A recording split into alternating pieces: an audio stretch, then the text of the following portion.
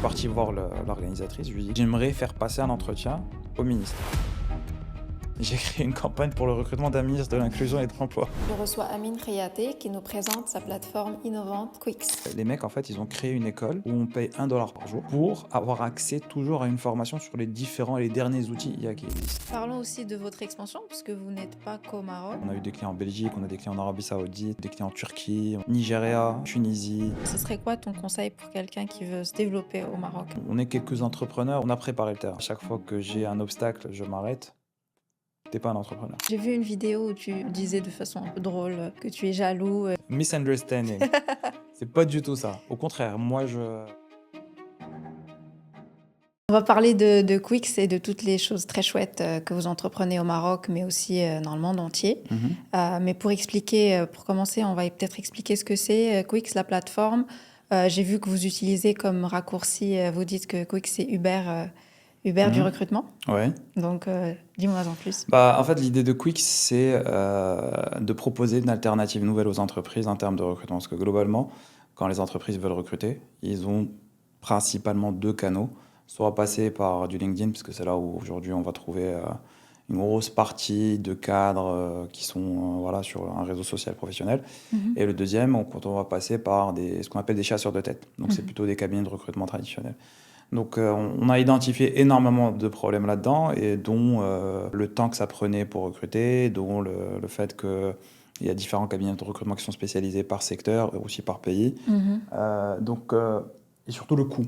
Parce qu'en termes de coût, finalement, le coût est assez important pour que des TPE, des PME ne puissent pas avoir les moyens de se payer ce genre de service. Donc, on a essayé tout simplement de démocratiser l'accès à ce service, et on a créé une marketplace qui se positionne comme un copilote de recrutement augmenté par de l'IA. Et effectivement, ça ressemble beaucoup à Uber, parce que finalement, en quelques clics, on est connecté avec des chasseurs de tête indépendants qui sont spécialisés par secteur et par pays. Et on va les augmenter avec la technologie et l'IA pour que ça soit rapide en termes d'exécution. Et vraiment, la finalité aujourd'hui, c'est on se positionne vraiment comme ce copilote qui est à l'intérieur de l'entreprise, qu'on peut activer quand on veut pour avoir accès à des experts sur un accompagnement 360 degrés. C'est pas juste de la mise à disposition de candidats, c'est vraiment l'accompagnement de bout en bout, depuis la compréhension du besoin jusqu'à la finalisation du recrutement. Et tout ça de manière totalement digitalisée. Et justement, pourquoi alors, qu'est-ce qui fait que le coût est moindre chez vous que... Forcément, quand on a intégré de la tech, on a automatisé beaucoup de choses dans le process. L'une d'elles, par exemple, ça va être la génération de rapports de manière intelligente, ou la création de fiches de poste juste en utilisant de l'IA. Le fait de créer une synergie entre toute cette communauté de chasseurs de tête qui sont aujourd'hui plus de 600 sur plusieurs pays, plusieurs secteurs, ça nous permet finalement de réduire les coûts de manière importante et en faire profiter les entreprises. Et donc aujourd'hui, on est facilement 3 fois, 4 fois moins cher on n'aime pas dire moins cher, plus accessible qu'un cabinet de recrutement traditionnel. Allons plus en détail sur le processus. Peut-être tu peux nous donner un exemple d'une entreprise qui va venir vous contacter. Comment se passe le process de A à Z? Très simple, on l'a vraiment très simplifié. En fait, on a 3 types d'utilisateurs sur la plateforme. On a les entreprises d'un côté, les chasseurs de tête indépendants de l'autre, et on a au milieu un utilisateur qui est devenu très important. On ne savait pas qu'il allait vraiment devenir important, c'est ce qu'on appelle les OSM. C'est les Operational Success Managers. Et en fait, c'est des espèces d'account managers qui sont sur la plateforme et qui vont gérer la relation entre l'entreprise et le chasseur de tête indépendant. Donc, quand l'entreprise arrive sur la plateforme, la création du compte, ça prend littéralement 2 secondes, parce que c'est comme toutes les marketplaces. Il peut lancer ça à son besoin, mais vraiment en quelques secondes, il suffit juste d'écrire ce qu'il veut, et puis l'IA lui crée la fiche de poste. Et en moins de 30 secondes, le hiring, on appelle ça le hiring request, est fait. À partir de là, il faudra choisir un des packages qu'on propose. Une fois que le package il est fait, elle est connectée directement avec un account manager, ce qu'on appelle les OSM. Cet OSM-là va comprendre exactement les attentes de l'entreprise. Et là, ça, c'est un être humain ou c'est de la tech? Ouais. Okay. Pour le moment, c'est un être humain. C'est une bonne question, parce que je ne sais pas si ça va durer, parce qu'on a la possibilité d'intégrer de l'IA. Mais aujourd'hui, oui, c'est le rôle de l'OSM, il est vraiment, vraiment central et important. Parce que c'est lui qui va comprendre exactement c'est quoi les attentes. On va rentrer dans le détail, dans le sens, quel est le process, quels sont les soft skills attendus, le mindset de l'entreprise. chaque entreprise a sa manière de faire, chaque entreprise a sa manière de recruter. En fait, il y a tellement de variables et c'est quelque chose qu'on essaye de datifier avec de la donnée, quoi. Donc vraiment, c'est un point qui est très important. C'est ce qui nous permet aujourd'hui de comprendre un peu comment chaque entreprise, chaque secteur, chaque pays recrute. Et ça, c'est ce qu'on est en train de préparer pour l'avenir. Et donc l'entreprise, voilà, en fait, elle fait ce qu'on appelle le brief. Ça lui prend à peu près une quinzaine, 20 minutes. Elle reçoit un rapport avec de la donnée pour dire est-ce que tu es dans les clous par rapport au marché ou pas. Parce que ça sert à rien de lancer une mission si tu demandes des choses qui n'existent pas, parce que ça arrive. Et une fois qu'on est d'accord, là, le travail commence. Sous quelques jours, il commence à recevoir des candidats qui ont été qualifiés par ces chasseurs de tête. On va gérer vraiment tout l'aspect gestion des entretiens, s'assurer que le candidat se présente, parce que des fois c'est bête, mais c'est juste quand un candidat ne vient pas, et peut-être que tu as eu l'occasion d'avoir ça, c'est tellement frustrant. On se dit, en fait, ces gens-là, ils sont pas sérieux. Mais en fait, il suffit juste de prendre contact avec le candidat 10 minutes, 15 minutes avant, s'assurer qu'il vient. Si on sait qu'il vient pas, autant informer le client. Donc tout ça, c'est des points qu'on va gérer la proposition aussi, et jusqu'à finaliser le recrutement. Donc vraiment, on s'occupe de tout de A à Z. Donc cette partie-là, d'ailleurs, on l'a appelée Quix Connect, parce que c'est l'accompagnement 360 degrés pour qu'on puisse proposer des candidats qualifiés et vous accompagner jusqu'au recrutement. Oui, c'est intéressant, ce middleman, l'OSM, c'est comme ça que vous l'appelez. J'ai entendu dans une vidéo, tu en parlais, tu as dit que ça convertissait mieux. Parce qu'une plateforme comme Fiverr, Upwork, tu vas directement et toi-même, tu choisirais du coup le chasseur de tête toi-même. Tu as trouvé que quand tu rajoutes cette personne au milieu, les gens font plus confiance? Au début, c'était 2 utilisateurs, entreprise, recruteur indépendant. Ça a donné des résultats, mais très peu. Dès qu'on a intégré la brique OSM, on a fait x4, x5, donc il n'y a plus de sujet. Ouais. Peut-être on pourrait parler du recrutement au Maroc. Quels sont les métiers qui sont les plus demandés, les métiers qui commencent à disparaître, ou est-ce que tu vois les choses évoluer? On peut en parler pendant 3 heures. En fait, les métiers qui recrutent le plus aujourd'hui, c'est dans le secteur de l'agriculture et l'immobilier. Parce que c'est les secteurs qui sont les plus porteurs aujourd'hui. Après, de manière transverse, bien sûr, c'est la tech, l'IT. Mais ce qu'on a remarqué dernièrement, c'est que la forte demande qu'il y a dans les profils tech, parce qu'il y a vraiment une pression sur ces profils-là, en fait, elle a commencé à baisser à l'augmentation de l'utilisation de l'IA. Aujourd'hui, je peux faire un site web juste avec de l'IA. Je peux créer carrément des applications avec de l'IA. Donc, si j'utilise bien l'IA aujourd'hui, en fait, j'ai plus besoin d'avoir 3 développeurs. Je peux en avoir un, le booster avec de l'IA, et voilà. Donc, en fait, il y a une vraie baisse de demande, en tout cas sur l'Europe, on l'a déjà vu. Il y a beaucoup de profils freelance qui trouvent plus de missions. Il y a beaucoup de profils qui reviennent au CDI parce que du coup, il n'y a plus assez de profils freelance qui sont disponibles. Et, les TJM, les taux journaliers qui ont pas mal baissé.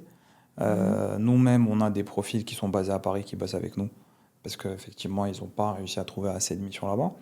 Donc, il y a un changement qui est en train de s'opérer. Mais à côté, ça crée beaucoup de métiers. Par exemple, des experts tout simplement des IA experts. Donc ça, c'est...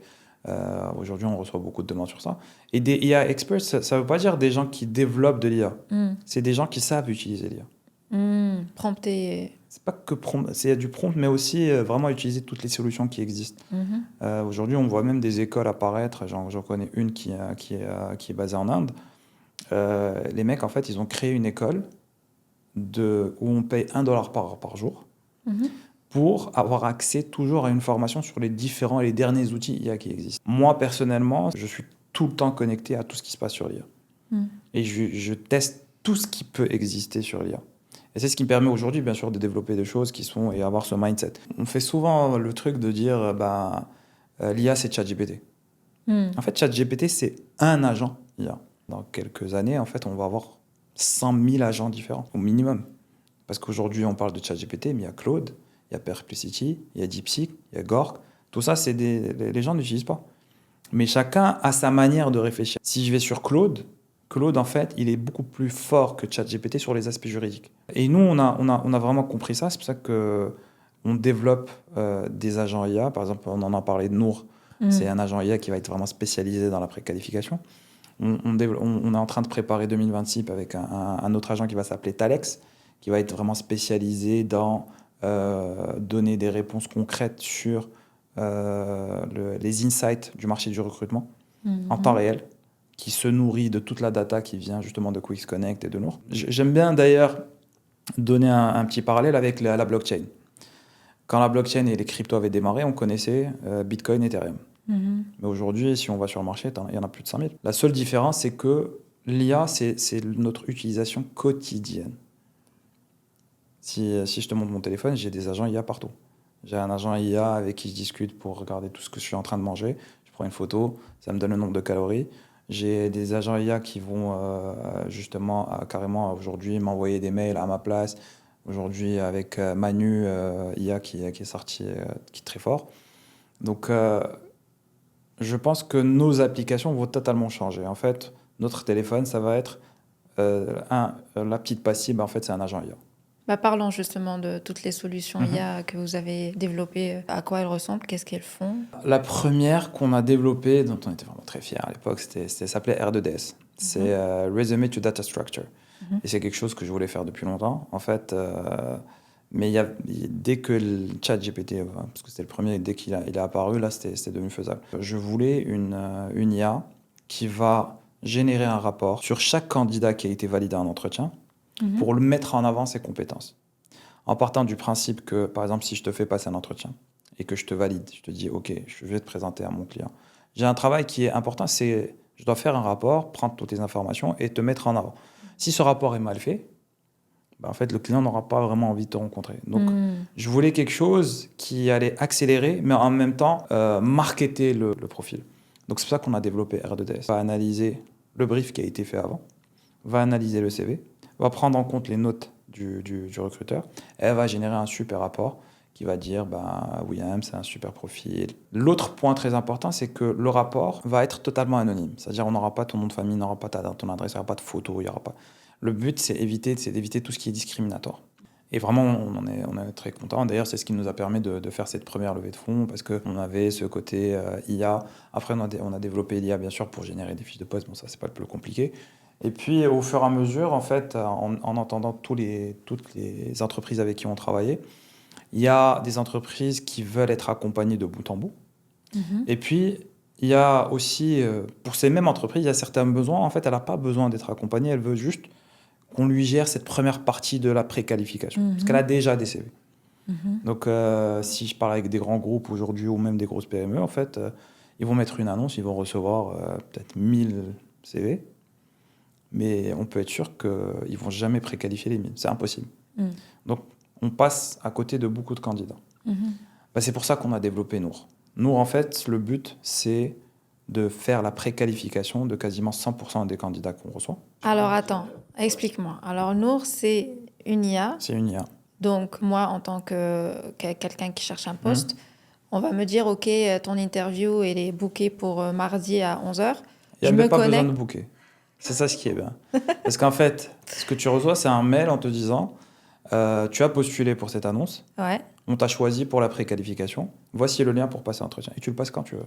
Donc ça, c'est un autre avantage. C'est que tu veux le passer à midi, tu veux le passer à 18h, tu veux le passer le samedi, dimanche, c'est toi qui vois. Bien sûr, il y a une limite. C'est-à-dire que tu as une semaine pour passer l'entretien. Mais il n'y a plus ce besoin de dire à 14h, il faut que je sois connu. Je me prépare, je passe l'entretien, je rentre en entretien avec Nour. Elle me pose des questions. Elle est très sympa par ailleurs. On a fait en sorte qu'elle elle est sympa, elle est challengeante. C'est pour ça que je te dis vraiment le caractère, c'est nous qui choisissons comment la développer.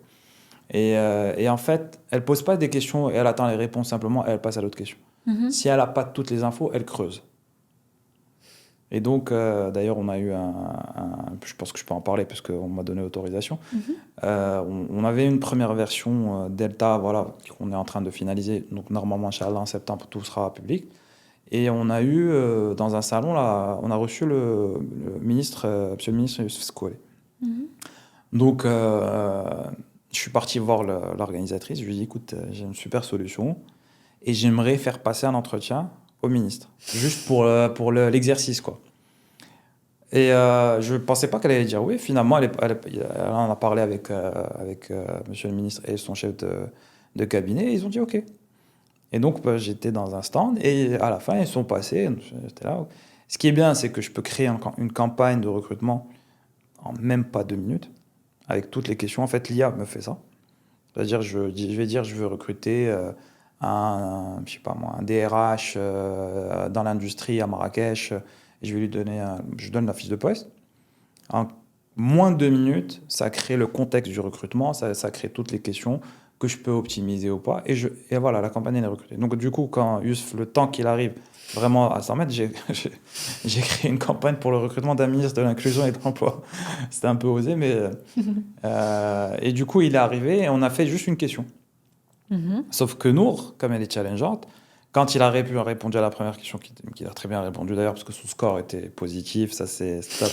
Donc c'est vraiment le bon ministre. Elle a challengé un peu. Donc quand elle a commencé à la challenger, elle m'a regardé un peu, elle m'a dit, tiens, je suis pas en train de passer un entretien.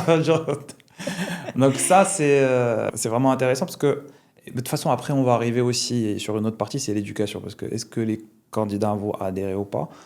On est quasiment sûr qu'à l'international, sur des marchés un peu plus matures, ça va marcher. Mais paradoxalement, en fait, quand on a commencé à creuser sur le Maroc, en fait, on est très digital au Maroc. On est vraiment très digital. Donc du coup, toi, aujourd'hui, tu reçois un lien en te disant, voilà, tu as été présélectionné pour faire une préqualification, tu passes l'entretien quand tu veux. Je suis sûr et certain que tu n'auras aucun problème à le faire. Voilà, c'est 10-15 minutes. Tu es à l'aise, là où tu veux, quand tu veux, et tu passes ton entretien. Donc ça, c'est la deuxième qui va sortir, Inch'Allah. Là, ce matin, on est en train de faire des tests et tout. Et la troisième, c'est Talex, c'est dont je parlais tout à l'heure. Talex, en fait, c'est vraiment cette IA c'est comme un chat GPT, mais spécialisé dans les métiers du recrutement et de l'emploi. Et donc, il se nourrit de toute la data qui vient de Quix, de Nour, donc toutes ces données. Et du coup, on a une idée sur quels sont les profils les plus demandés, quel salaire, quel type de contrat, quels sont les soft skills, comment ce secteur recrute. Donc, toutes ces questions-là, tu peux poser, et puis tu as Talex qui est à ta disposition qui te répond. Mais Tout ça de va suite. être ouvert au public ou ça va être pour vos clients? Ah non, ce qui est bien, c'est que Talex peut être utilisé par les candidats, par les recruteurs, par les entreprises. Tout le monde peut l'utiliser. Donc il y aura bien sûr une version freemium, et puis après, il y aura mais ça sera des coûts. Vraiment, on essaie de faire énormément attention aux coûts pour que ça soit accessible à tout le monde. On parle peut-être de 5 ou 10 dollars par mois, 50 dirhams ou 100 dirhams par mois, pour avoir ton Talex qui est à ta disposition tout le temps. Même Nour, d'ailleurs. Aujourd'hui, ça sera utilisé que pour les corpos, mais dans les prochaines versions, très rapidement, bah en fait, ça pourra être utilisé aussi par les candidats directement, pour faire des simulations d'entretien, par exemple. Ah, ça c'est Donc, intéressant. Donc tout ça, c'est en cours. Donc pour la développer, vous avez utilisé de la data de Quix, j'imagine, d'interviews passées. Comment vous avez développé son caractère dont tu as parlé tout à l'heure? C'est ça, c'est exactement ça. C'était de la data. C'est la team opérationnelle. En fait, j'ai mon associé qui s'appelle Jihan, qui est notre CEO, et avec l'équipe des OSM. On lui a donné ce caractère qui nous ressemble beaucoup à nos valeurs. Parce que nos valeurs à nous, c'est pas de casser les candidats. Nos valeurs, c'est que, ok, même si tu ne matches pas, bah, on va te donner quels sont les axes d'amélioration et autres. Et c'est vraiment ça ce qu'on a fait. C'est les recruteurs méchants, ça existe. Mais on a voulu vraiment quelque chose qui nous ressemble. C'est plutôt positif, c'est bien, c'est pas bien. C'est bienveillant. C'est bienveillant, exactement. Oh, Pas besoin d'être méchant, quoi. Parlons aussi de votre expansion, parce que vous n'êtes pas qu'au Maroc. Et d'ailleurs, si je comprends bien, ce que vous faites, il n'y en a pas beaucoup qui le font même à l'international. Non, ouais, absolument. Donc, comment vous allez vous développer dans d'autres pays, d'autres cultures? En fait, nous, on a déjà commencé à avoir des clients en Europe, notamment en France. On a eu des clients en Belgique, on a des clients en Arabie Saoudite, on a eu des clients en Turquie, on a des clients maintenant même en Turquie, Nigeria, Tunisie. Tout ça, c'est des pays, Dubaï aussi. Tout ça, c'est des pays, en fait, on n'a pas vraiment cherché. C'est des opportunités qui sont là, en fait. Juste par la communication qu'on fait un peu en sachant qu'on n'a pas accéléré encore beaucoup sur la com. On est plutôt sur de l'organique, sur la communication, aussi sur mon profil qui est assez porteur. L'un des problèmes que j'avais compris il y a longtemps, c'est que dans le secteur du recrutement, tout est flou. Tout est faux. Tout est flou. Flou, ok. On ne sait pas à quel salaire je peux être payé. On ne sait pas quel est réellement le processus de recrutement. On ne sait pas en fait aide la société ce qu'elle a, comment elle fonctionne, aide le secteur comment il fonctionne. Et en fait, on voulait rendre l'invisible visible. Tu pourras venir sur Talex et poser la question en disant comment ça marche le recrutement en Arabie Saoudite, tu auras une idée. Chose que tu peux pas réellement avoir. Tu peux poser la question à ChatGPT, mais ça sera pas aussi granulaire que des données qui sortent vraiment du marché. Et les chasseurs de tête, c'est facile à trouver, surtout quand vous allez ailleurs. Comment vous garantissez la qualité? Alors Si ça, vous c'est travaillez avec un autant autre de gens. travail. C'est un autre Ouais. travail. Alors, c'est vraiment pas le truc le plus difficile, pour être honnête avec toi. Ok. Parce qu'en fait, il y a énormément de chasseurs de tête aujourd'hui. Mm. Et il y a énormément de chasseurs de tête qui se mettent à leur compte. Et donc, ces personnes-là ont besoin d'avoir des leads, des missions, des hiring requests sur lesquels travailler. C'est pour ça que notre plateforme, en fait, convient totalement. Et aujourd'hui, on a 2 concurrents. On a un aux États-Unis, un en France, qui sont un peu sur le même modèle, c'est-à-dire ubériser l'accès à des chasseurs de tête. Mais tu verras dans quelques temps, en fait, je pense il va y en avoir énormément un peu partout, quoi. Il va y en avoir une cinquantaine, une centaine. Comme aujourd'hui, quand tu vois du Fiverr ou du Upwork, il y a peut-être une cinquantaine de marketplaces là comme ça. Il y en aura autant pour les chasseurs de tête. Et pour les paiements, ça se passe comme sur toutes les marketplaces, vous prenez une commission? Alors, en fait, au début, on était sur un modèle où on prenait que la commission. Mais le problème, c'est qu'on s'est rendu compte pour les chasseurs de tête, c'était pas très fair parce que lui, il est payé que lorsque la mission est réalisée. Donc, ce qu'on a fait, encore une fois, je te le dis, business model aujourd'hui, mais qui peut changer. Aujourd'hui, en fait, on a fait un business model où ils sont payés 3 fois. Alors, la première fois, c'est quand ils ont validé un candidat en entretien, qu'il est proposé au client et que le client choisit de le rencontrer aussi en entretien. Donc, ils ont une première prime. Pas grand-chose, mais ça leur fait un petit fixe qui rentre. Parce que s'il leur fait 10, 15, ça fait quand même pas mal. La deuxième, c'est on a créé un modèle de data sharing. Si toi et moi, on est chasseurs de tête sur la plateforme, toi, tu vas qualifier un certain nombre de candidats suite à des entretiens pour un client A. Moi, je travaille pour un client B qui est similaire. J'ai le même besoin que toi. Quand je démarre l'entretien, la plateforme va me proposer des candidats que toi, tu as déjà qualifiés qui n'ont pas été recrutés. Mais comme c'est toi qui les as qualifiés, si j'utilise ta donnée à toi, je prends une commission de manière passive. Et la troisième, bien sûr, la plus grosse, c'est quand le recrutement il est fait, et là, on a la commission. Parce que c'est vrai que vous pouvez avoir des chasseurs de tête qui travaillent dans les mêmes secteurs, sur les mêmes types de profils. Comment c'est l'OSM du coup qui choisit qui assigner? Aujourd'hui, c'est l'OSM qui choisit. Mais en fait, ils sont déjà identifiés par secteur et par pays. Ils ont déjà passé un entretien avant de faire partie de la communauté. D'accord. On ne peut pas être chasseur de tête sur la plateforme. Il y a tout un process. Une fois qu'ils sont validés, en fait, l'OSM, son rôle, c'est aussi de les connaître. Aujourd'hui, on arrive à maîtriser, mais bien sûr, si on grandit, là, c'est pour ça que tout à l'heure, je parlais de l'IA. C'est qu'à ce moment-là, en fait, on aura des scores sur chaque chasseur de tête, on aura un historique, on saura à peu près comment ça se passe avec chacun parce que nous, notre besoin aussi, c'est d'avoir des chasseurs de tête qui donnent des résultats. Bien sûr. Si on propose des candidats qui sont hors périmètre qui sont demandés par le client, c'est qu'on a dû rater quelque chose en route. Mais c'est impossible aujourd'hui, quasi impossible qu'on propose des candidats qui ne matchent pas avec leurs attentes. Est-ce que vous avez des repeats? Est-ce que vous avez des clients qui reviennent après? On avait un business model qui n'était pas limité dans le temps. C'est-à-dire, un client va payer un package, il va lancer ses besoins, et après, on peut l'accompagner pendant 3 mois, 4 mois, 5 mois, 6 mois. Donc, on se rendait compte que c'est pas possible. On peut proposer des candidats qualifiés, mais si le client ne réagit pas tout de suite, on peut perdre ce qu'on a déjà proposé. Parce que le candidat, finalement, il est pris ailleurs. On a des clients qui changent d'avis en cours de route. Il y a trop de variables qui sont vraiment indépendantes de notre volonté. Donc, aujourd'hui, ce qu'on a fait, c'est qu'on a fait un engagement de moyens sur des périodes. Ça peut être sur 3 mois, 6 mois, 1 an. Où, pendant cette période-là, je suis engagé avec toi totalement. En termes de marketplace, tech, IA, tout ce que tu veux. Et pendant cette période-là, tu peux lancer un certain volume de besoins. Si tu ne recrutes pas après ces 3 mois, moi, je ne peux pas continuer à te proposer pendant ces 3 mois supplémentaires alors que j'ai te donné des super profils, tu as rencontré, tu as fait passer des entretiens. On a un taux de 82% de candidats qui sont reçus au moins en premier entretien. Et ce qui est fou, c'est que très souvent, le client, il reçoit des candidats. Ça l'intéresse, mais il veut d'autres candidats. Et à la fin, il revient à celui qu'il a rencontré. En limitant dans le temps, on pousse aussi le client à prendre une si tu as un très bon candidat, prends-le. Pourquoi tu attends? C'est comme on dit, ce que je comprends aussi, mais c'est ce besoin de rencontrer d'autres candidats pour dire est-ce que je peux trouver mieux. Quand tu vois les statistiques en Europe ou sur d'autres pays vraiment développés, mais ça, c'est fini. Dès que je trouve le candidat, je le chope. Parce que je sais que je peux le perdre. Au Maroc, mazalin, je suis à Attends, je regarde si je peux pas trouver. Donc c'est pour ça qu'on a limité le temps. Et donc les résultats qu'on a vus, c'est que ceux qui ont pris des packages de 3 mois, qui en général ça se passe plutôt bien, ben, ils renouvellent, ils reprennent soit 3 mois, soit 12 mois. Et donc là, on est sur quelque chose qui est plutôt, qui génère du récurrent, sur un business model qui aujourd'hui marche. Est-ce qu'on va le changer par la suite? I don't know, on verra. Et en termes de chiffre d'affaires, le vôtre, il est plus concentré au Maroc ou la demande elle est plus ailleurs? On va dire 60% sur le Maroc, 60-70%. Mais parce qu'en fait, dès qu'on passe sur ailleurs, les packages qui sont proposés à l'international, ils sont beaucoup plus chers qu'ici.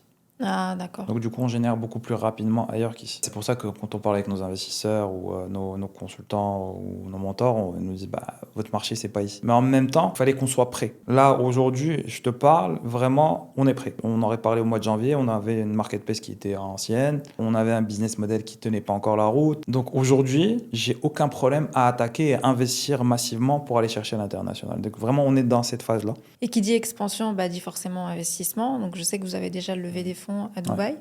Peut-être tu peux me parler un peu de Non, cette on a levé des expérience. fonds au Maroc, D'abord? et Ok. on a levé en France. Dubaï, c'était plus la Dubaï- formation pour lever des fonds. C'était ça. Oui, ça c'était la fameuse. C'était ça que j'avais vu dans Tu une parles vidéo. je sais pas si on parle, tu parles de celle où on est parti avec Flat6 Lab. Oui, exact. Alors Flat6 Lab, ça c'était c'était une expérience de fou. Donc, on avait été pris dans un programme qui s'appelle du Flat6 Lab, donc c'est un incubateur qui est international, qui est énorme. Et on avait été sélectionné. Il y a eu 18 startups internationales qui ont été sélectionnées, dont nous. C'était une formation pour préparer pour la levée de fonds. C'était une formation d'une semaine vraiment accélérée à Abu Dhabi exactement. On devait pitcher. Et là, je vois les autres startups qui passent. C'est pitch de malade, des documents de chez très très jolis et machin. Et moi, j'arrive avec mon pitch. Et là, quand je termine, la nana elle m'a dit si on savait que c'était ça, on t'aurait pas ramené, tu vois. Elle m'a dit, on dirait une plaquette de clinique. Et elle m'a dit, non, vraiment, ton idée, elle est bien et tout, mais ça reflète pas du tout. Donc ça nous a mis un coup au moral et on a bossé pendant 2 jours, vraiment 48 heures à fond, mais vraiment à fond. Et on a sorti quelque chose de sympa à la hauteur des autres de startups. Et là, c'était un vrai game changer. Vraiment un vrai game changer parce qu'à partir de là, ben, on avait commencé à recevoir disons qu'on parlait avec un investisseur chaque 3 mois. Là, on parlait avec 5-10 investisseurs par mois. Et forcément, ça a accéléré les choses parce que dès le mois de mai de cette année-là, on a eu notre première promesse d'investissement et on a eu donc Azure Innovation qui est rentré avec nous à partir du mois d'août 2024. Et l'investissement, ça va plus dans la tech, justement? Ce que vous essayez de faire avec l'IA? Ou c'est plus la com, la pub? Là, le cash burn est vraiment parti dans la tech. Un peu de recrutement, même sur les équipes tech, comme je t'ai dit, en fait, aujourd'hui, on a construit un modèle qui est basé sur du microservice, donc ce qui fait que chaque brique est presque indépendante de l'autre et on sait comment intégrer des consultants externes pour des besoins spécifiques. Peut-être il y a 3 ans, au lieu d'avoir 7 personnes en équipe tech, j'en aurais eu 20. Parle-moi un peu de toi. Parce que j'ai vu une vidéo où tu disais de façon un peu drôle que tu es jaloux, que tu aimes pas voir les autres réussir et que ça te donne envie aussi de faire les choses. Donc, parle-moi de cette fibre un peu Alors non, entrepreneuriale. en fait, c'est une misunderstanding. C'est pas du tout ça. Au contraire, moi, quand je dis je suis jaloux des autres, c'est pas que je veux pas qu'ils réussissent. Au contraire. Bien sûr, mais oui, bien sûr. Au contraire. En fait, c'était juste un matin, je me suis réveillé, je me suis dit, je vais faire un truc sympa. Donc les gens, ils m'ont appelé, ils me disent, ouais, mais Amine, non, mais c'est pas toi, qu'est-ce que tu dis? Je dis, non, mais c'est pas ce que je dis. En fait, ça a été mal compris. Non, au contraire. Moi, j'adore être entouré de gens qui réussissent. Tout ce qui est toxique, honnêtement, je m'y approche plus. Avant, je supportais parce que je me dis, ouais, c'est des potes et tout. Mais en fait, à la fin, c'est tout ce qui peut te retenir, ça sert à rien. Donc, que ce soit des gens proches ou pas, ça veut pas dire ne plus les voir, mais les voir dans une moindre mesure. C'est les gens que j'appelle les mais. Les mais, j'aime pas passer du temps avec eux. Les et, avec plaisir. Moi, j'aime bien, tu sais, quand je parle avec quelqu'un, je lui dis, j'ai telle idée, il me dit, ouais, et tu peux faire. Mais quand je parle avec quelqu'un, il me dit, oui, mais tu vas. Je dis, ah putain, mais vas-y, c'est tombé quand. J'ai appris à écouter, vraiment, alors qu'avant, j'écoutais rien. Vraiment, j'étais en mode, non, moi, je connais mieux que tout le monde. Forcément, quand on est jeune. Et en plus, j'avais peur de la critique. Aujourd'hui, j'ai aucun problème à parler avec des gens. Tu sais, sur les 2 ans et demi, 3 ans qu'on a fait, comme on testait le business model, donc forcément, il y a certains qui n'ont pas été contents parce qu'ils n'ont pas eu ce qu'ils voulaient. Parce que notre pitch aussi n'était pas très clair.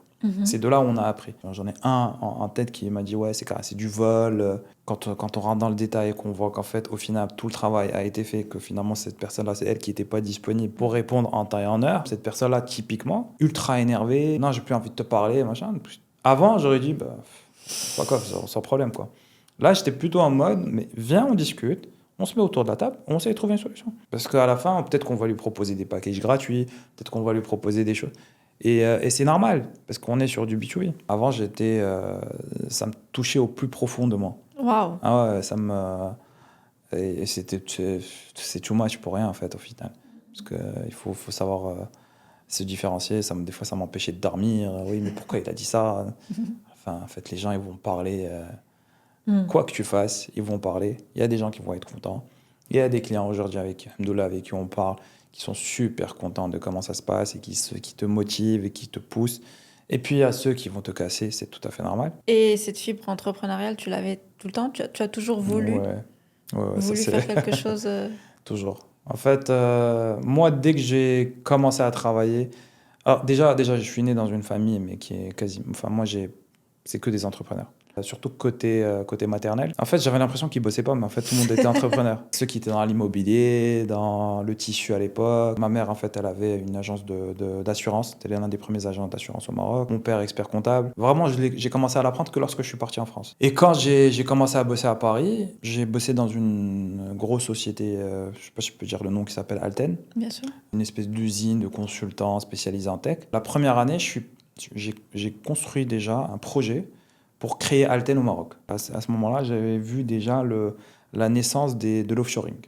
Là, je te parle de 2008. L'offshoring n'existe pas au Maroc. J'ai dit, voilà, il y a Casa Nearshore qui va être créé, il y a ceci, il y a cela. Voilà, on a une possibilité, il y a un marché, identifier un truc. J'ai tout construit. Et je présente ça à mon manager, il me dit, c'est top et tout. Je vais en parler avec le patron qui était Azoulay. Et en fait, quand il lui a parlé de ça, il dit, non, le Maroc, niet, parce que j'ai déjà eu une expérience il y a quelques temps. J'ai eu des gros problèmes. Donc, c'est tombé à l'eau. Peut-être 5-6 ans après, Alten était au Maroc. Donc ça, moi depuis toujours, je voulais vraiment être dans la deuxième société dans laquelle j'ai travaillé. Pareil, j'étais en mode, ouais, viens, on va monter au Maroc, nanana. À un moment, on dit, écoute, nous, Maroc, franchement, ça ne nous intéresse pas. Maintenant, c'est en train de durer, peut-être c'est dommage, on aurait dû y aller. Et j'ai bossé pendant 6-7 ans. J'étais à Paris, j'ai fait pas mal de choses à Dubaï, au Qatar, j'avais pays de l'Est, Roumanie, Hongrie. Et après, c'est là où j'avais vu ce premier besoin, quand j'étais manager. Moi, en fait, je suis pas du tout dans le recrutement. En fait, moi, j'ai commencé à faire du recrutement en tant que manager. Et quand on voulait faire du recrutement, on sourçait sur des CV Tech. Peut-être que tu as dû connaître Monster, eFinancial. D'ailleurs, Monster, il a fermé. Il n'y avait pas à l'époque LinkedIn. C'est les candidats allaient déposer leur CV sur ça et tu payes toi un abonnement pour avoir accès à ces CV. Et donc, je me suis rendu compte que le coût était énorme. On payait peut-être 10 000 euros par an pour avoir accès à une CV Tech, par exemple Monster. Et il y en a une qui coûtait 25 000 euros. Wow. Et quand tu es sur des métiers spécifiques, bah, en fait, tu as vite fait le tour. Donc je me suis dit, tiens, il y a quelque chose à faire là-dedans. Et ce que j'avais commencé à faire, c'est que quand j'avais des consultants à moi qui étaient disponibles, qui n'étaient pas en mission, je leur donnais les accès, je leur disais, voilà, j'ai besoin de tel profil, va me chercher les CV, ramène-le-moi. Et là, ça m'a fait tonne. Je me suis dit, tiens, c'est intéressant. Et j'ai créé une plateforme, d'ailleurs, qui s'appelait Quix aussi. C'est ça ce qui est fou. L'original, exactement. Et j'ai créé le concept du fast sourcing. C'est quoi le fast sourcing? C'est, tu as une plateforme, tu fais ta demande, et en 30 minutes, on t'envoie des CV, 5 CV qui reçoivent de ces différents job boards. Donc je suis rentré avant de quitter la boîte, ça s'est très bien passé, je leur ai dit voilà, je veux développer ça. Ils m'ont dit franchement, ça a l'air top, on sera tes premiers clients. Donc je suis parti déjà avec un premier client, déjà, qui est assez gros à Paris. Et je suis rentré au Maroc. Vraiment, ça s'est fait très vite. C'est des fois, le truc, la boîte créée en 2 semaines. Là où j'étais, j'ai rencontré une agence vraiment collée de développement. Vraiment, ça s'est fait très vite. En quelques mois, j'avais sorti la marketplace. Mais c'était vraiment tech de chez basique. Et j'ai recruté une première personne pour faire justement le sourcing sur ces CV Tech-là. Et je me rappelle très bien le jour où on a commencé. On était au bureau, on attendait que les trucs arrivent. 1 jour, 2 jours, 3 jours, il se passe rien. Rien. Et en fait, les mecs, ils avaient complètement zappé qu'ils avaient un truc. Donc, moi, je les appelais, allez, là. Et justement, comme a dit que la personne que j'avais recrutée, je faisais moi-même de demandes pour lui faire croire qu'on a reçu quelque chose, tu vois. Et puis après, mon marché, c'était la France et la Belgique. C'était que ça. Je me rappelle, on avait fait la première année, genre, ouais, de 40 000 euros de chiffre d'affaires. L'année d'après, on a fait 100 000 euros. L'année suivante, on a fait 200 000 euros. Mais vraiment, pour moi, je savais même pas qu'on faisait un bon chiffre d'affaires. Et à partir de 2000, puisqu'on a démarré en 2014, vers 2018, LinkedIn prenait de plus en plus de place. Les CVT, elles commençaient à mourir. Et c'est là où j'ai compris qu'en fait, les entreprises, ce qu'ils cherchent, c'est pas avoir des CV. Ils me demandaient toujours, ouais, mais est-ce que tu peux les préqualifier pour moi? Est-ce que tu peux passer l'entretien avant de me les envoyer pour être sûr que ça correspond? Et là, l'idée commence à émerger, tu vois. Entre-temps, j'étais associé avec une boîte internationale que j'ai ramenée au Maroc. Je suis revenu un peu dans le conseil, en parallèle de Quix, qui continuait. Quand le Covid est arrivé, l'associé avec qui j'étais partenaire, on a arrêté, parce ils ont dit le Covid, ça y est, c'est la merde. Sur Quix, tout s'est arrêté. J'ai plus aucun revenu. Je venais d'acheter une maison. J'ai une petite fille. Bref, tu te dis là, c'est soit tu pètes un câble, soit tu te dis je vais essayer de trouver un poste, soit j'avais l'idée que je voulais développer. Et donc j'ai commencé à travailler dessus, parce que de toute façon, j'avais rien à faire. J'ai commencé à travailler dessus et vers fin 2020, j'ai présenté ça à un accélérateur, c'était le 212 Founders. Mais vraiment avec une idée basique, il n'y avait rien, il n'y avait pas vraiment de business model, il n'y a rien. On m'a quand même pris. Voilà, parce que peut-être, je sais pas honnêtement pourquoi j'ai peur. Même moi, j'étais un peu surpris. Après 6 mois d'accélération, là, ils m'ont vraiment aidé à travailler le business model. Soit ils investissaient dans ta boîte, soit ils te disent reviens quand tu as des métriques. Mon pitch était catastrophique, je me rappelle. Vraiment, tu apprends quoi. C'est vraiment, tu apprends. Mais bien sûr. Et donc, j'ai commencé vers fin 2021 à peu près, j'ai commencé à travailler. Mais tout seul, avec des. Voilà, j'allais. Bon, j'ai une skill qui est quand même important, c'est la partie business, c'est-à-dire savoir faire du business. Donc, j'arrivais à vendre, je marchais avec les bons de commande, tout simplement. Donc, septembre 2023, on a eu un business angel du coup qui a rejoint l'aventure. On était 3 associés. Quelques mois après, on a eu Azure Innovation qui est arrivé, donc qui est rentré comme investisseur. C'est comme ça que vraiment l'aventure a vraiment démarré. Parce que avant ça, quand tu travailles qu'avec les bons de commande, et surtout au Maroc, c'est très compliqué. Tu es payé à 6 mois et tu cours derrière.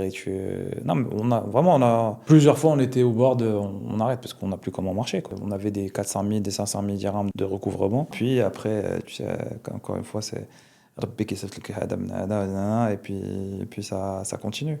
Puis si un jour ça doit s'arrêter, c'est lui qui l'aurait décidé. Quel parcours quand même. Ouais. Justement, maintenant que tu en parles, on finira sur ça. Ce serait quoi ton conseil pour quelqu'un qui veut se développer au Maroc avec toutes les contraintes qu'il peut y avoir au Maroc? Déjà, je pense que c'est plus facile qu'avant. Mm. Donc, si tu veux développer par rapport à avant, c'est beaucoup plus simple parce que, limite, on est quelques entrepreneurs, on a préparé le terrain. On a démarré en 2014, on était une quinzaine d'entrepreneurs. On s'est pris en plein fouet la réalité du marché. On était vraiment motivés, genre, et puis on s'est rendu compte on n'est pas du tout. On n'y est pas du tout. Que ça soit fiscalement, administrativement, enfin, le mindset, c'était vraiment très compliqué. Aujourd'hui, honnêtement, c'est beaucoup plus simple. Maintenant, mon conseil, c'est il faut avoir les reins solides, quoi. Il n'y a pas de, Pas y a de pas de secret. secret. Si à chaque fois que j'ai un obstacle, je m'arrête, t'es pas un entrepreneur. Il faut savoir passer outre. Il faut écouter. Et écouter. Écouter, je le dis 3 fois parce que franchement, c'est très important. Et surtout, mettre sa fierté de côté. Pas obligé de te faire écraser personnellement. Mais professionnellement, si quelqu'un te parle mal mais que tu as besoin de lui, voilà, sois intelligent. Tu vois. Et ça, c'est quelque chose qui m'a beaucoup aidé parce que peut-être j'écoutais pas assez, mais franchement, professionnellement, je mettais beaucoup ma fierté de côté. Où est-ce que les gens peuvent te trouver? Alors, sur LinkedIn, sur Instagram, et puis on a notre site bien sûr quix.io, avec kwix.io. N'hésitez pas à nous suivre, et si vous êtes une corpo, venez, vous pouvez créer un compte gratuitement, avoir accès à pas mal de fonctionnalités gratuitement comme n'importe quel marketplace, et on vous contactera bien sûr pour vous casser la tête pour acheter un package. On va tout mettre en description. Merci Inch'Allah. Amine. Merci beaucoup, William.